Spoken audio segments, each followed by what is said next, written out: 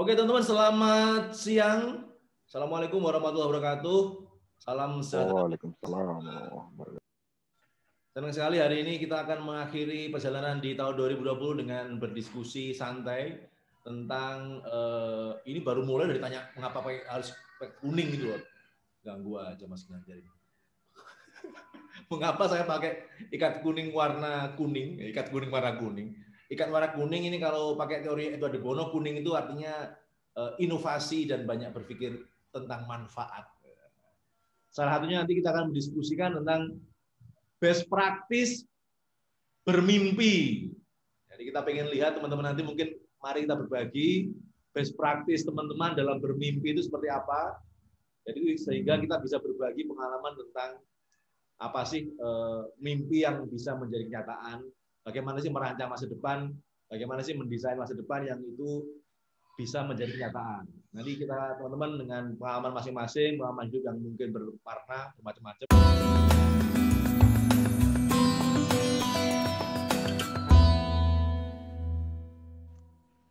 Oke, kalau begitu sekarang coba kita berbagi tentang best practice bermimpi.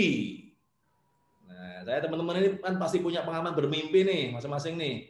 Saya nggak tahu, ada kemarin saya ngisi sebuah webinar di kalangan mahasiswa, dan ada waktu itu materi yang lain yang mengatakan mimpi itu harus ditulis katanya. Kalau ditulis dengan tulisan tangan, ditempelkan di tembok, kita lihat setiap hari, maka itu akan mempengaruhi alam bawah sadar kita, sehingga kemudian itu bisa menjadi cara kita untuk apa? Cara kita untuk kemudian bisa menginternalisasi mimpi itu dan membuat kita lebih semangat ketika melihat tulisan kita tentang mimpi itu. Tapi ada juga pengalaman lain, misalnya saya sendiri mengatakan saya nggak pernah membayangkan misalkan saya kerja di isu sumber daya alam. Kalau misalkan ada beberapa orang yang mengatakan apa yang dialami saat ini adalah hasil dari mimpi dia di masa lalu, gitu, atau hasil dari apa yang dia torehkan di dalam buku dia, buku mimpi dia, dream book dia, maka itu ada juga orang seperti itu, gitu. Tapi ada juga orang yang dialami saat ini itu benar-benar sesuatu yang tidak pernah dibayangkan, nggak pernah nggak pernah dibayangkan dia akan jadi seperti saat ini, gitu. Misalnya pengalaman sekolah di luar negeri misalnya, saya nggak pernah bayangin punya cita-cita, bahkan nggak pernah itu punya cita-cita pengen sekolah di luar negeri, itu nggak pernah itu. Sampai akhirnya kemudian saya sekolah di sana itu bukan kemudian hasil dari mimpi saya waktu itu, gitu. Jadi saya mau mengatakan bahwa hal yang terjadi, kalau kata-katanya Mbak Intan tadi, mungkin ada sesuatu yang terjadi karena emang diniatkan awal, dimimpikan, diperjuangkan. Ada juga yang memang tidak memiliki rencana apapun. Nah, saya nggak tahu nih berbagi pengalaman. Maka saya bilang best practice bermimpi, karena ada orang yang memang mencapai suatu saat ini itu karena mimpi yang pernah dia miliki. Tapi ada juga orang yang sama sekali tidak punya mimpi apapun, tapi kemudian mendapatkan sesuatu yang mungkin tidak pernah dia bayangkan, tapi luar biasa. Oh, silakan. Siapa yang punya pengalaman? Halo Gus. Ya, masuk, Mas. Saya sependapat dengan yang pertama ya. Jadi mimpi atau cita-cita itu perlu ditulis. Kenapa? Karena itu bisa mengedrive di bawah sadar, saraf kita di bawah sadar atau apa istilahnya itu yang bisa mengedrive itu sehingga kita akan selalu menuju titik itu. Tetapi ini saya belajar dari diri saya sendiri ya. Barangkali teman-teman yang lain beda ya nggak apa-apa, kita kan sharing ini. Jadi, tetapi yang perlu adalah kenapa banyak orang begitu gantungkanlah cita-citamu setinggi langit, itu artinya kalau menulis sebuah mimpi, sebuah cita-cita itu jangan tanggung gitu.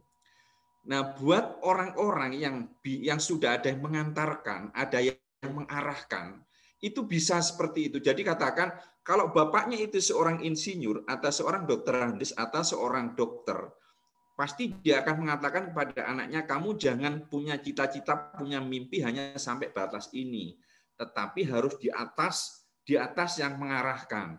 Tetapi kalau ada seorang anak yang background-nya dari seorang petani kemudian ingin hanya menjadi insinyur, ya karena frame pengetahuannya itu hanya sampai di situ.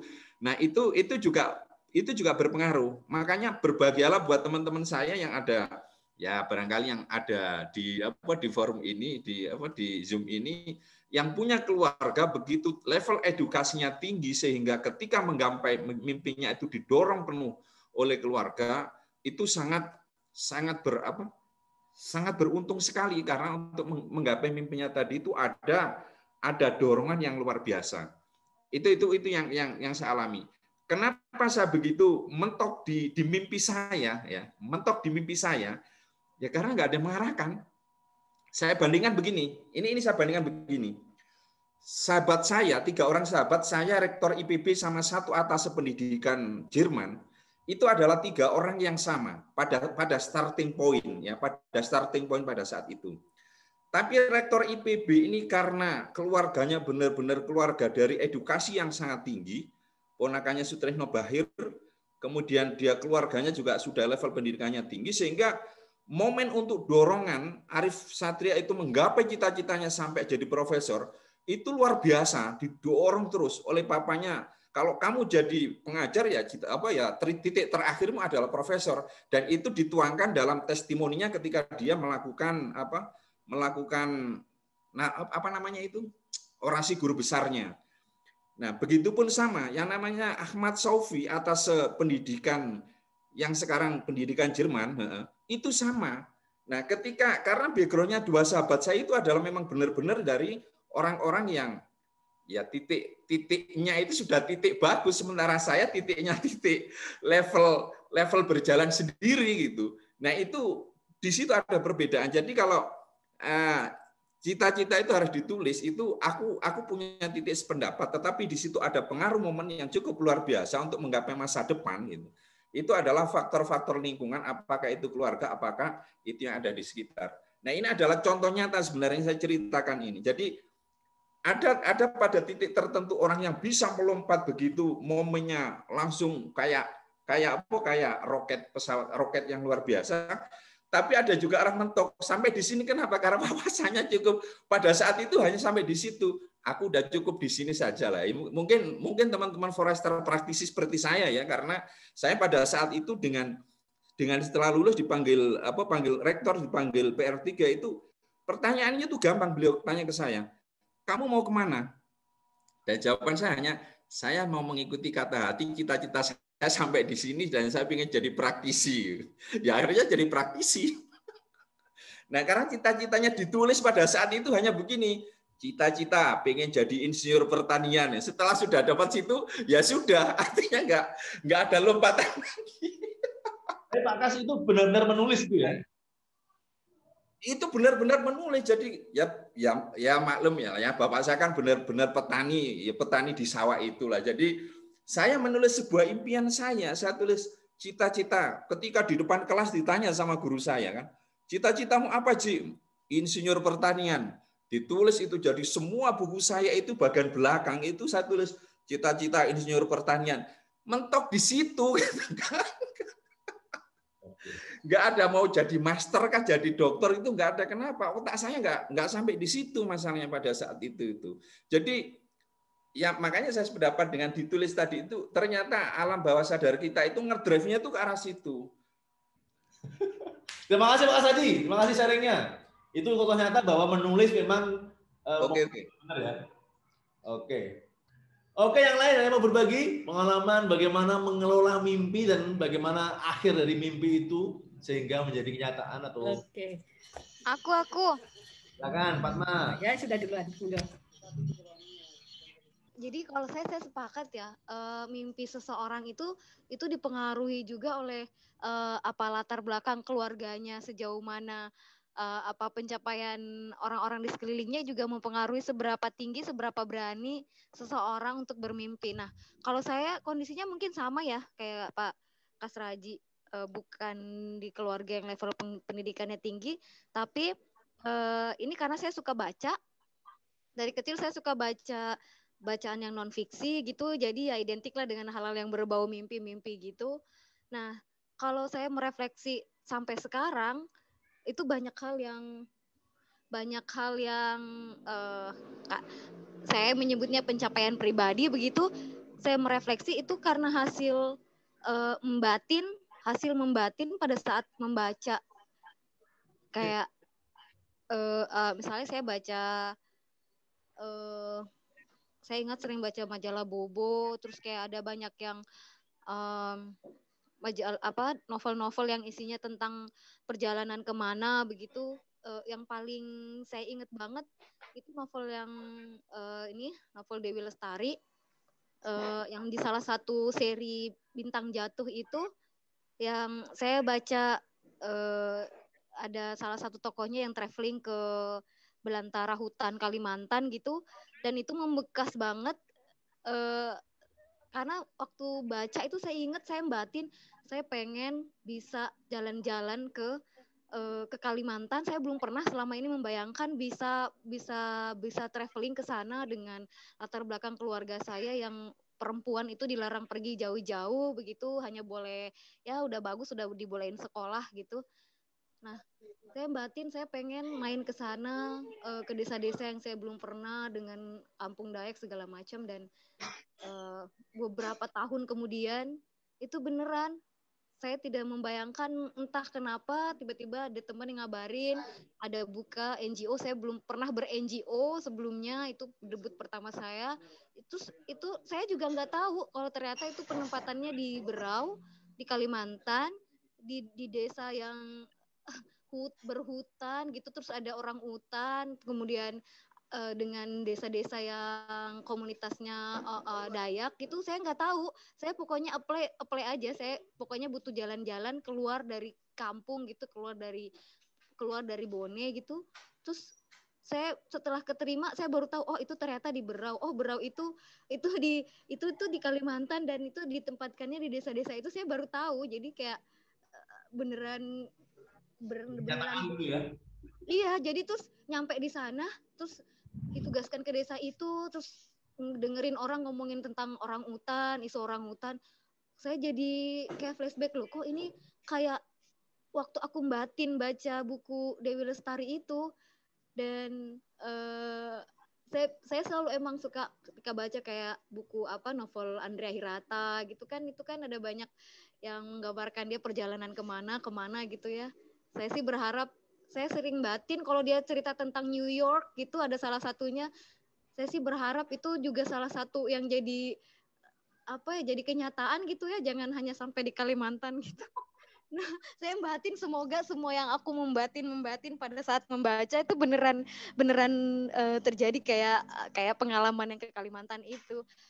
Terus saya juga pernah batin kayak pengen selama ini kan ber-NGO kayak kegiatannya banyak di Kalimantan, Sumatera gitu. Terus saya pernah membatin, kok saya sekarang seneng gitu lihat teman-teman yang bisa berkegiatan di paling tidak deket dari kampung mereka gitu. Saya kok pengen ya gitu. Terus saya batin aja sih. Dan sekarang baru karena ngomongin ini jadi saya ngingat, oh iya ya, saya pernah membatin, ku pengen kayak berkegiatan di Sulawesi gitu, kayak pengen lebih tahu Sulawesi itu kayak apa sih, kayak gitu. Nah, sekarang udah kejadian, saya udah sekarang beraktivitasnya di Sulawesi kayak gitu. Jadi Oke, terima kasih Fatma. Ya, makasih. Sangat menarik karena pengalaman sangat personal sekali ya, tentang pengalaman bagaimana menemukan kenyataan sebuah realitas, mimpinya itu menjadi hal yang nyata, yang itu kemudian mungkin yang dialami Fatma mungkin juga dialami banyak orang, tapi mungkin ada juga orang-orang yang mungkin tidak sepeka Fatma yang bisa mengkoneksikan apa yang dialami itu kemudian dengan pengalaman sebelumnya gitu. Oke teman-teman, dalam beberapa hal itu kira-kira kalau ngomongin tool untuk mendesain, untuk merancang tentang masa depan, tentang mimpi, atau misalkan tentang apa yang pengen terjadi dalam diri kita setahun ke depan, 2 tahun ke depan, itu kira-kira kalau yang sering kawan-kawan gunakan, ada nggak tool khusus? Misalkan kalau Pak Kas tadi merancangnya bagaimana? Apakah dengan cara menuliskan tadi itu? Atau mungkin teman-teman punya pengalaman mengenai tool ini? tool-tool mengenai yang digunakan untuk merancang mimpi. Nah, kalau kita pakai teori-teori yang sudah ada ataupun tool-tool yang sudah ada, mungkin bisa juga kita pakai ini kali ya. Apa ini? Teori of change. Kira-kira bisa nggak teori of change ini sebagai tool mimpi? Merancang masa depan pakai teori of change bisa nggak? Kalau untuk organisasi pasti bisa kan. Tapi kalau misalkan itu kita gunakan untuk untuk kepentingan kita secara pribadi, bisa nggak ini kira-kira? Oh ya, kalau saya ini sih Gus ya. Saya melihat umur saya kan sudah 50 ya. Jadi saya punya cita-cita memang agak melencong ini, agak melencong dari dunia nyata profesi saya. Jadi kalau teori of change saya adalah kedepannya saya ingin mengurus sekian banyak orang yang benar-benar bisa punya masa depan yang bagus, ya. Tetapi dia memang perlu bantuan karena memang faktor keterbatasan yang dia tidak bisa diselesaikan. Nah, ini dengan menggunakan berbagai piranti saya ini. Nah, untuk itu ya memang step 1 apa, step 2 apa, step 3 apa ya memang ada dalam angan-angan dan itu harus diwujudkan ya. Itu kalau tanya. Karena ya saya hitung-hitung asumsi kan tinggal 13 tahun lagi kan begitu. Jadi 13 tahun lagi ini jangan sampai lepas. Berat. Ada teman yang lain tertarik menggunakan teori of change untuk merancang masa depan Anda? Jika saya mencapai ini maka saya akan bisa mencapai apa? Jika saya bisa melakukan ini maka saya akan mencapai apa? Saya nggak tahu. Mungkin teori of change bisa menjadi tool yang bisa kita coba modifikasi lah ya. Kalau nggak seperti teori of change yang kita gunakan ketika strategic planning. Tapi memang ini dimodifikasi untuk kepentingan membuat sebagai tool untuk merancang masa depan. Nah, ada juga saya nemukan nih design thinking. Nah, kira-kira bisa nggak ini digunakan untuk ini juga, untuk merancang masa depan ini? Design thinking itu biasanya digunakan oleh perusahaan-perusahaan untuk menemukan ide baru, inovasi baru ketika menghadapi persoalan. Misalnya ada istilahnya weak problem yang kayaknya nggak bakal terurai, misalnya kemacetan misalnya, atau apalah ekonomi atau mungkin toko yang nggak laku jualannya, atau apapun lah. Cuman kalau ini design thinking ini kita ubah ke dalam frame personal gitu. Nah, kira-kira ini ada kalau di dunia perusahaannya ada 5 proses nih ya. 1, 2, 3, 4, 5. Empati. Berarti kalau empati berarti ke diri kita sendiri dong. Empati ke diri kita sendiri. Kira-kira apa yang paling kita butuhkan, apa yang paling kita anggap sebagai keresahan gitu, apa yang paling kita anggap sebagai persoalan yang kita ingin pecahkan. Misalnya apa? Tahun depan saya pengen memastikan bahwa saya punya akses yang sangat kuat, luar biasa terhadap pendidikan formal. Saya mau urusan lagi sekolahnya menjadi doktor misalnya, saya nggak tahu. Nah, itu misalkan itu yang mau kita dari hasil empati itu kita kemudian bisa mendefinisikan, mendefine. Oh, ternyata ini tahun depan aku harus mulai masuk pendidikan doktor misalnya. Nah, baru kemudian muncullah setelah kita definisikan, maka kita munculkan ide-idenya, idean. Kita idekan berbagai mungkin cara, mungkin apa yang dibutuhkan. Banyak hal yang kita butuhkan karena terkait mungkin pembiayaan, terkait waktu, terkait mungkin beban-beban pekerjaan dan sebagainya. Lalu setelah ide itu muncul, maka kemudian kita ubah, kita ambil 1-2 ide yang paling powerful, kemudian kita praktekkan. Prototipe-nya seperti apa, kita praktekkan, dan kemudian kita tes. Kira-kira jalan apa enggak ide itu. Nah, kalau konteksnya kalau di dunia perusahaan, mungkin design thinking ini lebih menghasilkan sebuah produk yang kemudian di-testing. Nah, saya membayangkan kalau ini kepentingan personal, yang dites itu kemudian adalah metode-metode yang kita gunakan, yang kita praktekkan untuk mencapai apa yang ingin kita capai tadi itu. Dan di lapangan, ketika mempraktekkan metode-metode itu, itulah ujiannya tentang keistiqomahan. Dan mungkin setahun mungkin menjadi arena kita untuk mengetes metode, mengetes cara, mengetes berbagai solusi, opsi-opsi yang muncul untuk mencapai tujuan kita. Dan itu bisa jadi kan works, bisa juga tidak. Tapi yang tujuannya tidak berubah, metodenya berubah. Nah, ini sekedar untuk apa ya? Saya membayangkan kalau menggunakan design thinking ini untuk kepentingan pribadi kita untuk mendesain apa yang ingin kita raih masa depan juga bisa menjadi hal yang patut untuk diuji coba. Saya pikir itu cukup bagus untuk itu ya, untuk apabila kalau kita punya impian atau punya mimpi atau punya tujuan dalam skala yang besar. Skala yang besar itu tidak hanya menyangkut diri kita, tapi bisa menyangkut keluarga. Misalnya saya tahun ini bercita-cita bahwa kalau anak saya yang kedua sudah lulus S1, saya tanya, kau mau kemana? Kau mau ngapain? Gitu. Ternyata jawabannya cukup mengejutkan saya. Karena dia maunya ke National University of Singapore. Saya langsung searching lah. Amin. Saya langsung searching, biayanya berapa? Kalau S2 di NUS. Ternyata kalau sampai selesai itu 500. Sekitar 500. Setelah itu biaya hidup berapa? Biaya hidup ya paling 10-15. Nah, disitulah saya bilang bahwa design thinking itu akan menurut saya cukup pas itu, Pak. Bagus ya. Jadi hal yang kolaboratif gitu ya, satu keluarga ya. Betul. Jadi apa yang harus saya lakukan tahun ini, apa yang harus kita persiapkan sekarang, dari sekarang ini step-stepnya harus jelas. Karena misalkan targetnya adalah di pertengahan tahun depan uang 500 juta terkumpul misalnya, itu kan ya. Misalnya. Betul. Atau membuat bisnis apa yang kira-kira dalam waktu 2 tahun ke depan kita bisa saving 500 kan gitu. Ya, mungkin perlu mikir jual tanah tetangga itu mungkin perlu, Pak. Ya. Betul. Rumah-rumah sebelah ini mungkin juga perlu Ya, mungkin mau bantu Wida. Dipertimbangkan. Nah, itu yang saya pikir design thinking-nya itu mesti masuk di sana ya menurut saya ya. Jadi cukup relevan lah kalau kita mau ngomong TUSO, ngomong design thinking dalam kehidupan pribadi, kehidupan dalam kita terapkan dalam kehidupan pribadi sangat masuk akal dan sangat mungkin kita terapkan untuk mencapai sebuah tujuan-tujuan. Terutama yang tujuan-tujuan, nggak usah lah yang tujuan-tujuan kecil, misalnya tujuan kecil ya misalnya aku mau beli kios ya, nggak usah dipikirin ini. Tapi yang dalam skala-skala yang gede yang merupakan mimpi besar, itu mungkin sangat cocok saya pikir untuk design thinking-nya ini. Terima kasih Pak Arief. Design thinking mungkin nggak tahu relevan apa nggak relevan, dicoba aja. Mungkin bisa dimodifikasi kemudian bisa menjadi salah satu metode yang bisa dipertimbangkan. Oke, vision board. Akhirnya juga sering terjadi vision board, dream board itu. Mungkin Lali bisa cerita, mungkin Lali yang pernah membuat vision and dream board. Ayolah, kita lihat.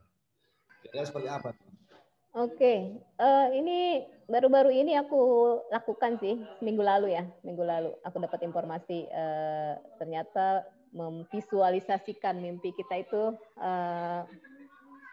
bisa memungkinkan tercapai menjadi kenyataan. Ini sebenarnya bukan sesuatu yang baru ya, karena ternyata pentingnya untuk memvisualisasikan mimpi-mimpi kita itu sudah banyak dipraktekkan di dalam di sport ya, di area sport, di mana para coaching itu memberikan meminta memvisualisasikan game yang akan mereka mainkan besok, misalkan di bola itu si Ronaldo misalkan ya, atau di atlet renang itu kayak Michael Phelps. Dia itu ternyata sama si coachnya itu mereka terbiasa disuruh untuk memvisualisasikan pertandingan esok hari yang akan mereka hadapi seperti itu. Jadi bagaimana mereka memvisualisasikan melakukan golnya, bagaimana mereka melakukan teknik-teknik tertentu untuk bisa mencapai kemenangan gitu. Dan itu mereka diperintahkan untuk memvisualisasikan itu malam hari dan di pagi hari gitu, untuk memasukkan itu ke alam bawah sadar mereka. Jadi dan itu sudah terbukti bahwa mereka para pemenang gitu, menjadi para pemenang karena sudah terbiasa memvisualisasikan kemenangan mereka setiap pagi dan sore sebelum tidur dan sudah bangun tidur. Nah, itu. Jadi mental imaginary itu udah ditanamkan gitu karena proses itu. Lalu juga ternyata juga temuan-temuan untuk memvisualisasikan itu juga sudah banyak juga dilakukan. Misalkan kayak kalau teman-teman lihat Katy Perry ya, ternyata dulu zaman SMA-nya dia disuruh untuk membuat vision board juga gitu. Jadi dalam prosesnya adalah menuliskan mimpi-mimpi yang akan mereka capai. Mungkin kalau misalkan lebih spesifik dalam 5 tahun ke depan gitu, dituliskan misalkan 100 kata yang bisa yang ingin mereka capai di 5 tahun ke depan. 100 itu kemudian dipilih dalam di prioritas ya, mana yang paling prioritas dan dibuatkan gambarnya, visi board atau vision board itu kayak dinding, bukan dinding, kayak kalau majalah dinding ya, kalau di sekolah SD, SMP atau SMA dulu zaman kita muda gitu.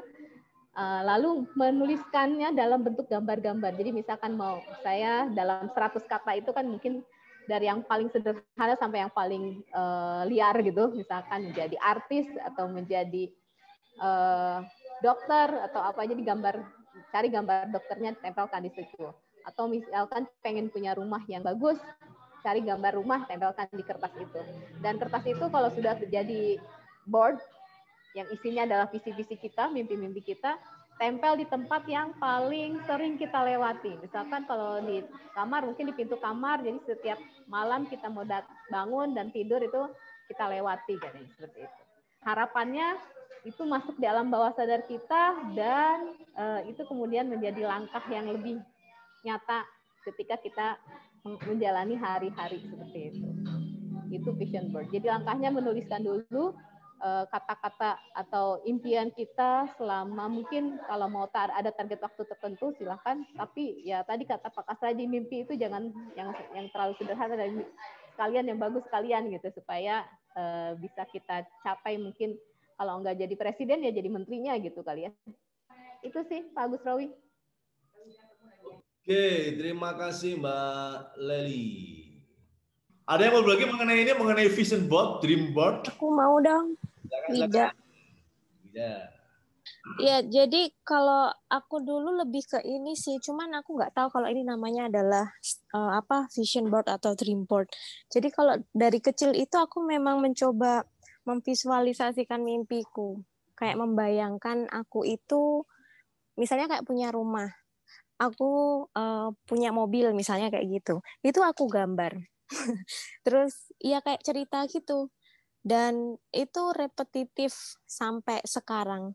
Jadi kalau aku melihat sesuatu, misalnya kalau dari sosial media aku melihat sesuatu yang bagus, barang misalnya objek atau misalnya lokasi atau apa, itu aku simpen. Kalau sekarang kan seperti kata Teh Leli tadi, semakin canggih kan sekarang, jadi tinggal kayak simpen, kita screenshot kayak gitu, nanti kita gabungkan.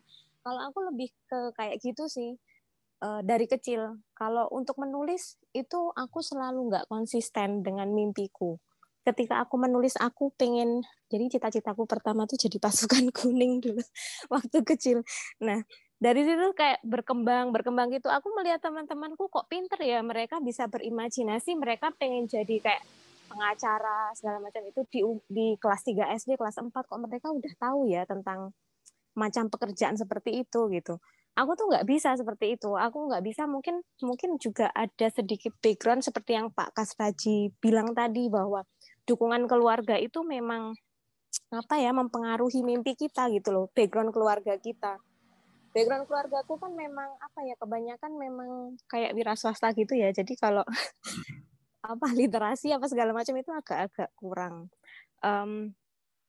Dari situ aku hanya bisa kayak ya menggambar, membayangkan, memvisualisasikan di otakku, aku doakan gitu aja. Jadi kayak gitu, repetitif sampai sekarang tuh seperti itu. Tapi juga ada mimpi-mimpiku yang saat ini atau ya beberapa tahun ke belakang itu pakai yang namanya theory of change atau segala macam itu, dengan strategi begini aku bisa mencapai ini, dengan track yang seperti ini aku bisa mencapai itu, kayak gitu. Jadi ya mix, tapi untuk untuk awal aku bermimpi, toolsku tuh ya adalah ini, kayak vision board itu. Itu ada yang menjadi kenyataan nggak menurutmu, Wid? Dari yang kamu banyak sekali sih kalau menurutku, tapi aku gini, kalau dulu ya gambaran besarnya tuh mimpiku adalah aku pengen jadi orang sukses. Aku nggak bisa mengatakan kayak aku pengen jadi dokter, aku pengen jadi apa tuh nggak bisa. Dan aku, yang aku pikirkan hanya, oke, aku akan traveling ke sana, oke, hidupku akan sibuk, misalnya kayak gitu ya. Hidupku akan sibuk dan aku akan mengerjakan ini itu gitu. Itu yang terjadi. Tapi ketika itu terjadi, sebenarnya itu tuh kayak membentuk jalan baru untuk cita-citaku sebagai menjadi orang yang sukses gitu loh. Jadi aku banyak surprise juga sih sebenarnya ketika aku bisa ternyata aku bisa mengalami ini. Ternyata dari sini aku dapat kayak batu loncatan untuk menuju yang ke ini.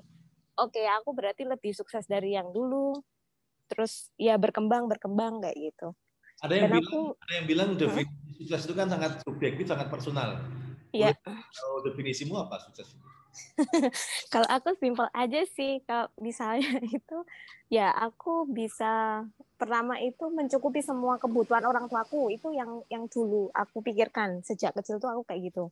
Terus yang kedua ya aku memiliki rumah yang besar, kemudian ya secara finansial bisa mandiri, terus secara apa ya di pendidikan itu juga aku bisa mencapai level yang apa ya, yang tinggi misalnya kayak gitu.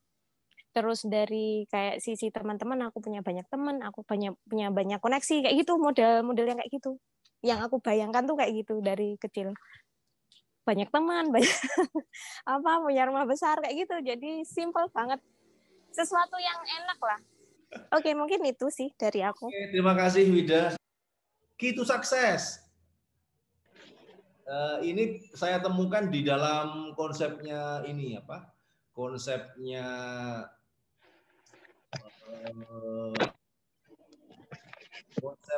Neuro-Linguistic Programming. Key to success itu kalau konsepnya mereka, oke Bapak, terima kasih sudah bergabung ya. Ada empat hal yang dilewati untuk teguh dengan mimpi. Pertama harus punya tujuan jelas, kemudian rapot itu the quality of relationship ya dengan tujuan. Misalkan tujuannya pengen menjadi orang sukses, tapi kemudian rapotnya ini sama sekali tidak membangun hubungan dengan hal-hal yang bisa mendukung kita untuk sukses. Idealnya orang pengen sukses tentunya harus bekerja keras, bekerja keras, kemudian juga selalu berusaha untuk menemukan berbagai cara agar lebih efektif, efisien dalam mencapai tujuan, misalnya mencari network yang kuat misalnya. Nah itu menjadi bentuk bahwa raport itu benar-benar terjadi. Karena ada juga orang yang punya tujuan tapi kemudian nggak pernah bangun hubungan dengan yang dia lakukan. Misalkan mencapai tujuan itu dibutuhkan yang namanya istiqomah, sukses, konsisten misalkan. Ketika itu nggak terjadi maka raportnya jelek, hubungannya jelek dengan apa yang dia inginkan. Kalau hubungan dengan yang dia inginkan pun jelek, nggak harmonis, maka ya jangan heran kalau kemudian tujuan nggak tercapai. Kemudian yang ketiga tentunya ada action nyata dalam melakukan apapun yang menjadi tujuan itu. Kemudian juga ada proses monitoring. Monitoringnya kalau dalam konteks Neuro-Linguistic Programming itu monitoringnya dengan apa ya, bahasa itu mungkin sensitivity, sensor acuity, kayak indera pengawasan dari indera, misalkan dari cara dia merasakan, dari melihat apa yang terjadi, kemudian mungkin coba dipikirkan, dirasakan, kemudian ditelaah, dimaknai, maka kemudian itu menjadi hal yang ukuran untuk memonitor, mengawasi apakah metode action yang dilakukan itu semua sudah sesuai atau belum. Jika belum, maka kemudian yang terakhir adalah fleksibel. Fleksibel untuk mencoba mengganti dengan beberapa cara yang berbeda dalam rangka menuju goal yang menjadi tujuan tadi itu. Jadi konsepnya mirip-mirip. Yang jelas di sini ada fleksibel itu di akhir semua usaha, semua upaya, semua effort itu kemudian ada satu kata fleksibel. Kenapa harus fleksibel? Karena yang penting tujuannya. Kalau caranya itu kita harus fleksibel. Kalau nggak fleksibel bisa jadi kaku. Dampaknya kadang-kadang malah mengganti tujuannya. Padahal yang mau kita capai adalah tujuan itu. Itu sekilas mengenai pendekatan pola pikiran NLP.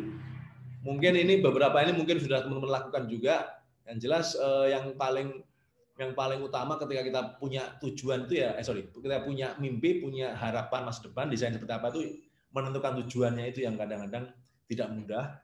Kalaupun sudah menemukan tujuan, kadang-kadang kita sering terlena, tidak pernah mengecek perkembangan dari pencapaian tujuan kita. Tahu-tahu sudah mau akhir tahun, tahu-tahu kita sudah, sudah mau selesai aja tahun ini gitu. Oke teman-teman, kira-kira resolusi 2021 ada yang mau berbagi nggak ini? Apa yang kira-kira menjadi resolusi Anda? Kalau kemudian resolusi di sini konteksnya adalah pengembangan diri, perubahan diri, atau perubahan tentang mungkin hal yang pengen dicapai oleh diri kita gitu. Tapi sebelum itu saya mau nanya Leli.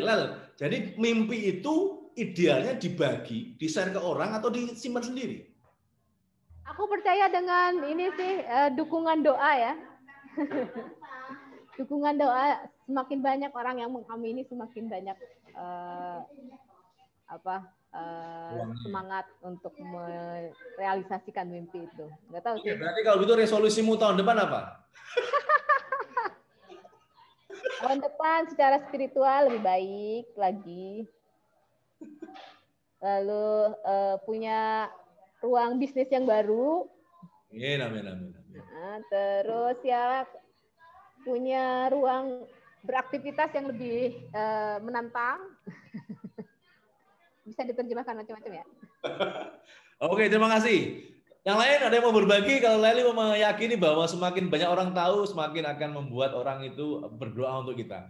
Itu berlawanan dengan teori saya waktu masih kecil. Kalau saya punya keinginan, selalu saya nggak pernah bilang ke orang. Karena sekali itu bocor, maka saya meyakini nggak akan berhasil.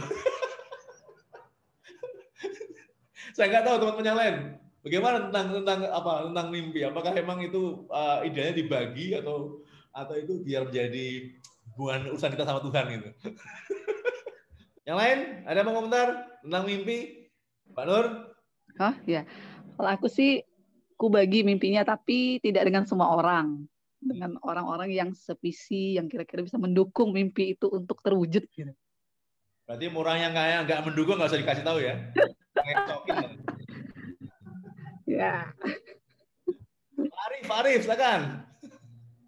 Saya pikir itu perlu berbagi kepada orang yang berkepentingan, yang artinya yang terkait, karena saya itu pernah dikasih tahu sama ya orang yang lebih alim lebih itu dari saya, jadi bilang analoginya gini aja katanya, analoginya simpel aja bilangnya, analogi kita dengan Tuhan. Jadi analogi ini, kalau kamu punya anak setiap hari sekolah, anak SD sekolah, setiap hari kamu kasih sangu nggak?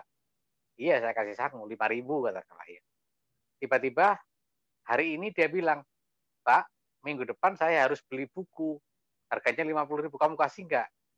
Ya saya kasih lah. Demikian juga dengan Tuhan. Gitu dia bilang. Jadi harus kita ucapkan gitu loh. Kalau kita punya kemampuan akan lebih bagus lagi kalau kita sampaikan, terutama kepada orang-orang yang berkepentingan sehingga ikut mendoakan mimpi kita itu. Demikian. Oke, terima kasih Pak Arif. Kalau mungkin sudah pernah punya pengalaman bahwa keterlibatan orang lain di sekitar kita menjadi mendukung mimpi kita menjadi kenyataan, ya tentunya itu menjadi best practice masing-masing yang perlu untuk dilestarikan ya. Kalau saya itu terlanjur kebanyakan mimpi saya itu kalau orang tahu jadi nggak berhasil, jadi mau itu bawah sadar saya bahwa itu kayak meyakini itu. Berarti saya mungkin perlu melakukan perubahan juga tentang bagaimana mendekonstruksi tentang cara berpikir saya mengenai mimpi itu. Saya berharap saya punya doa agar teman-teman memiliki resolusi yang benar-benar berorientasi pada pengembangan diri masing-masing dan itu tercapai dan juga akan terwujud di tahun depan.